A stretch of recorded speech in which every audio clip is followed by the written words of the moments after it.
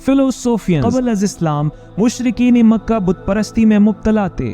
انہوں نے خانہ کعبہ میں کل ملا کر 360 بت رکھے تھے، جن میں سب سے بڑا حبل اور اس کے علاوہ 3 دیویاں لات، منات اور العزیٰ شامل تھے۔ فتح مکہ کے بعد حضور نبی کریم صلی اللہ علیہ وسلم نے خانہ کعبہ میں موجود تمام بتوں کو جب توڑ دیا تو ان بتوں میں ایک بت عزیٰ کا بھی تھا۔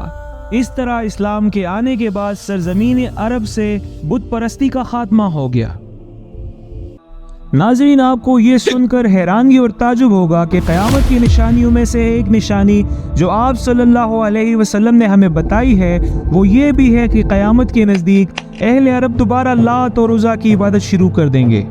اس پیشن گوئی کا ذکر صحیح مسلم کی کتاب نمبر 53 کے چپٹر فتنوں اور قیامت کے دور میں موجود حدیث نمبر 2907 میں موجود ہے۔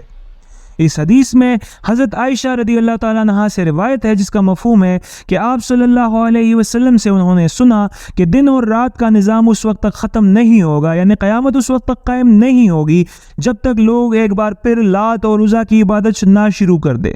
وہ کہتی ہیں کہ میں نے عرض کیا، یا رسول اللہ، میرا خیال ہے کہ جب اللہ تعالیٰ نے یہ آیت نازل فرمائی ہے کہ وہی ہے جس نے اپنے رسول کو صحیح ہدایت اور سچا دین دے کر بھیجا تاکہ اسے ہر مذہب پر غالب کر دے، اگرچہ یہ بات مشرکوں کو ناگوار ہو تو اس کا مطلب یہ ہے کہ یہ وعدہ پورا ہونے والا ہے۔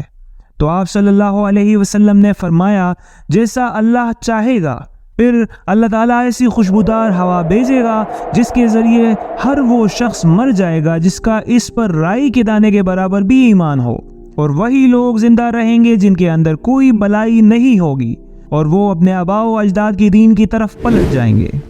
تو اس سے صاف ظاہر ہوتا ہے کہ یہ قیامت کی سب سے بڑی نشانی ہوگی کہ ایک دفعہ پھر لات اور عزیٰ کی عبادت شروع ہو جائے گی، اور یہ ایسا دور ہوگا کہ لوگ گمراہی میں مبتلا ہوں گے۔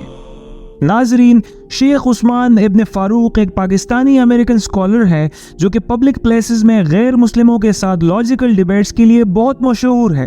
ان کی ایک حالیہ ویڈیو میں انہوں نے اس بات کا انکشاف کیا ہے کہ انہوں نے عرب میں بہت سارے لوگوں کو لات اور عزیٰ کی بتوں کی عبادت کرتے ہوئے دیکھا ہے۔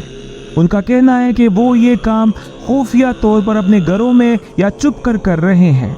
اس ویڈیو میں انہوں نے یہ بھی بتایا کہ انہوں نے لوگوں کو ان بتوں کی عبادت کرتے ہوئے کئی ساری تصاویر میں دیکھا ہے۔ شیخ عثمان کی اس ویڈیو کے علاوہ انٹرنیٹ پر کئی سارے نیوز آرٹیکلز اور سوشل میڈیا پوسٹ گردش کر رہے ہیں جن میں بھی لات اور عزیٰ کی سعودی عرب میں واپسی کا ذکر موجود ہے۔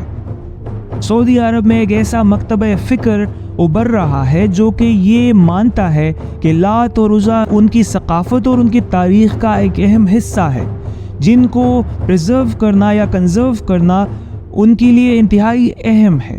اس سلسلے میں سعودی حکومت کے منسٹر فار کلچر نے بھی اس بات کی طرف اشارہ کیا ہے کہ وہ اپنے تاریخی اور ثقافتی ورثوں کو میوزیمز میں رکھیں گے اور ان کو کنزرو یا پریزرو کریں گے، جس سے ان کے ملک میں ٹورزم بڑھے گی۔